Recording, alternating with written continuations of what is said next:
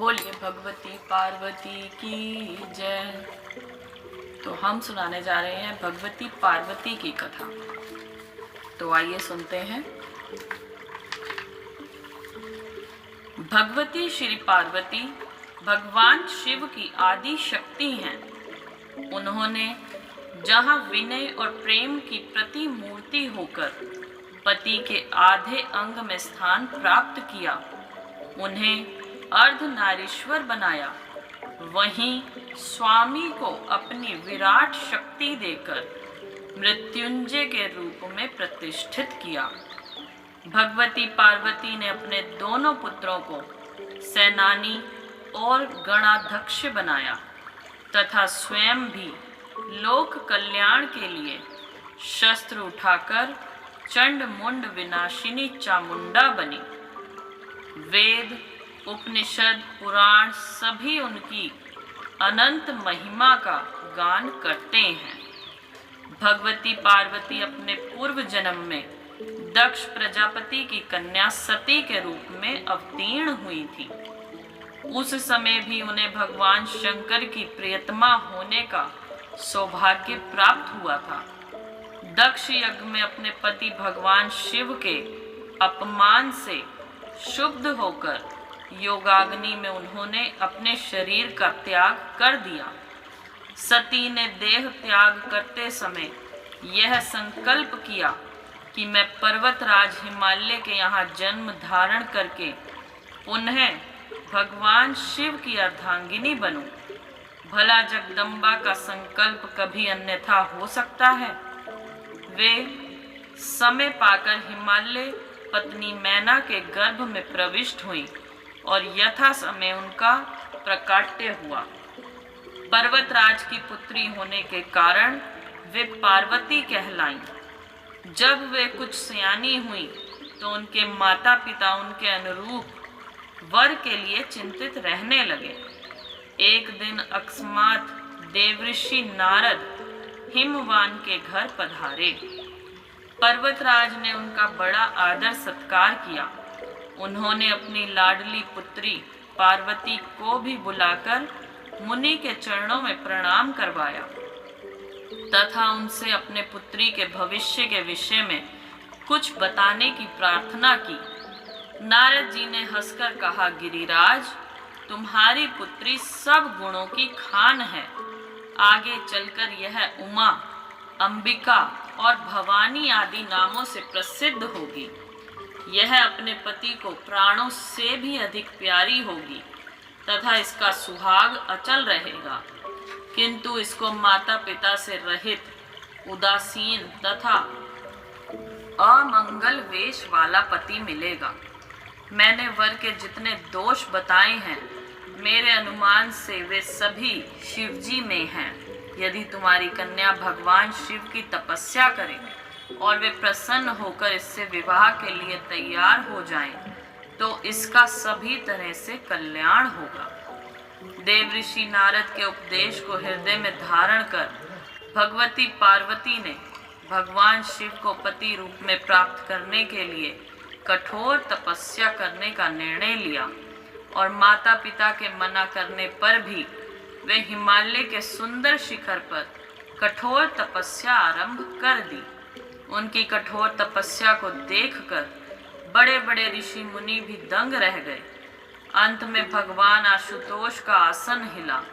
उन्होंने पहले पार्वती की परीक्षा के लिए सप्त ऋषियों को भेजा और पीछे वटुक वेश में स्वयं आए।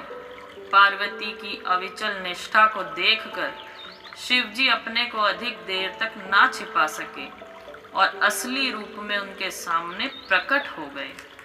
भगवती पार्वती की इच्छा पूर्ण हुई और उन्हें शिवजी से पाणी ग्रहण का वरदान मिला। पार्वती जी तपस्या पूर्ण करके घर लौट आईं और अपने माता पिता को उन्होंने शंकर जी के प्रकट होने तथा वरदान देने का संपूर्ण वृतांत कह सुनाया। तत्पश्चात शंकर जी ने सप्तऋषियों को विवाह का प्रस्ताव लेकर हिमवान के पास भेजा। इस प्रकार विवाह की शुभ तिथि निश्चित हुई। वर पक्ष की ओर से ब्रह्मा, विष्णु और इंद्रादि देवता बारात लेकर आए। भगवान शंकर और पार्वती का विवाह बड़े धूमधाम से संपन्न हुआ। फिर भगवान शिव के साथ भगवती पार्वती कैलाश आईं। 2 अनादि दंपतियों का पूर्ण मिलन हुआ। कार्तिकेय का जन्म हुआ और उनके द्वारा देव शत्रु तारकासुर का संहार हुआ। फिर पार्वती जी के द्वितीय पुत्र गणेश उत्पन्न हुए। भगवती पार्वती समस्त पतिव्रताओं में शिरोमणि हैं। भगवती सीता जी इन्हीं की आराधिका थी। माता पार्वती का आदर्श भारत की प्रत्येक नारी के लिए परम कल्याणकारी है। बोलिए पार्वती माता की जय। बोलिए भगवती श्री सीता की जय। तो अब सुनाएंगे भगवती सीता की कथा। भारतीय देवियों में सती शिरोमणि भगवती श्री सीता का स्थान सर्वोत्तम है। स्त्री के शील और धैर्य की तो श्री सीता जी के चरित्र में पराकाष्ठा है। यही कारण है कि भारतीय साहित्य के अधिकांश पृष्ठ श्री सीता जी के धवल चरित्र के आज भी साक्षी बने हुए हैं। इतिहास पुराण से लेकर ग्राम्य गीतों तक में श्री सीता जी की समान रूप से प्रतिष्ठा हुई है। प्राचीन काल में मिथिलापुरी में शीरध्वज जनक नाम के प्रसिद्ध धर्मात्मा राजा राज्य करते थे। वे शास्त्रों के ज्ञाता, परम वैराग्यवान तथा ब्रह्म ज्ञानी थे। एक बार राजा जनक यज्ञ के लिए भूमि जोत रहे थे। भूमि जोतते समय हल का फाल एक घड़े से टकराया। राजा ने वह घड़ा बाहर निकलवाया। उससे राजा को अत्यंत ही रूपवती कन्या की प्राप्ति हुई। राजा ने उस कन्या को भगवान का दिया हुआ प्रसाद माना और अपनी ओर से पुत्री की भांति भले ही लाड प्यार से उनका लालन पालन किया। उस कन्या का नाम सीता रखा गया। जनक की पुत्री होने के कारण वह जानकी भी कहलाने लगी। सीता शुक्ल पक्ष के चंद्रमा की भांति दिनों दिन बढ़ने लगी। शरीर के ही साथ रूप, लावण्य और गुणों की भी वृद्धि होने लगी। धीरे धीरे जानकी जी विवाह के योग्य हो गई। महाराज जनक ने धनुष यज्ञ के माध्यम से उनके स्वयंवर का आयोजन किया। निमंत्रण पाकर देश देश के राजा मिथिला में आए। महर्षि विश्वामित्र श्री राम और लक्ष्मण के साथ यज्ञोत्सव देखने के लिए मिथिला में पधारे। राजा जनक को जब उनके आने का समाचार मिला, तब वे श्रेष्ठ पुरुषों और ब्राह्मणों को साथ लेकर उनसे मिलने के लिए गए। श्री राम की मनोहारिणी मूर्ति देखकर राजा विशेष रूप से विदेह हो गए। विश्वामित्र जी ने श्री राम की शौर्य की प्रशंसा करते हुए महाराज जनक से अयोध्या के दशरथ नंदन के रूप में उनका परिचय कराया। परिचय पाकर महाराज जनक को विशेष प्रसन्नता हुई। पुष्प वाटिका में श्री राम सीता का प्रथम परिचय हुआ। दोनों चिर प्रेमी एक दूसरे की मनोहर मूर्ति को अपने हृदय में रखकर वापस लौटे। सीता जी का स्वयंवर आरंभ हुआ। देश विदेश के राजा, ऋषि मुनि, नगरवासी सभी अपने अपने नियत स्थान पर आसीन हुए। श्री राम और लक्ष्मण भी श्री विश्वामित्र जी के साथ एक ऊंचे आसन पर विराजमान हुए। भाटों ने महाराज जनक के प्रण की घोषणा की। शिवजी के कठोर धनुष ने वहां उपस्थित सभी राजाओं के दर्प को चूर चूर कर दिया। अंत में श्री राम जी विश्वामित्र की आज्ञा से धनुष के समीप गए।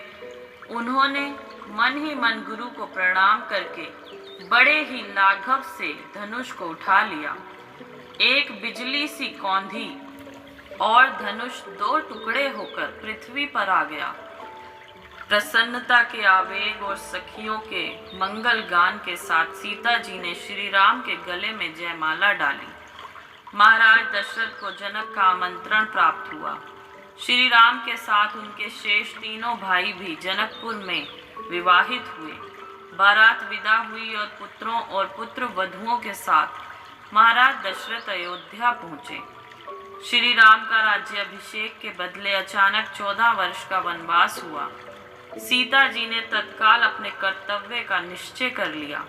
श्री राम के द्वारा अयोध्या में रहने के आग्रह के बाद भी सभी सुखों को तृण के समान त्याग दिया और वे श्री राम के साथ वन गईं। सीता जी वन में हर समय श्री राम को स्नेह और शक्ति प्रदान करती रहती थी। श्री राम का अयन महर्षि विश्वामित्र की यज्ञ रक्षा से प्रारंभ होकर जनकपुर में शक्ति वर्ण पर समाप्त हुआ।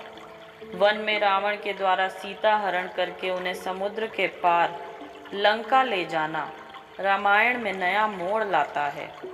लंका प्रवास भगवती सीता के धैर्य की पराकाष्ठा है। समुद्र को पार करके श्री राम ने रावण के साथ अजय राक्षसों का संहार करके अपनी सीता शक्ति को पुनः प्राप्त किया। भगवती सीता के कारण ही जनकपुर वासियों को श्री राम का दर्शन और लंका वासियों को मोक्ष प्राप्त हुआ। बोलिए भगवती सीता की जय। So thank you so much friends. इसके बाद हम आपको सुनाएंगे अगली भगवती की कथा, जो है भगवती श्री राधा, और साथ ही भगवती श्री गंगा की कथा हम आपको सुनाएंगे। तो अगर वीडियोस पसंद आती हैं तो प्लीज़ लाइक और शेयर ज़रूर करें। Thank you so much. जय माता दी।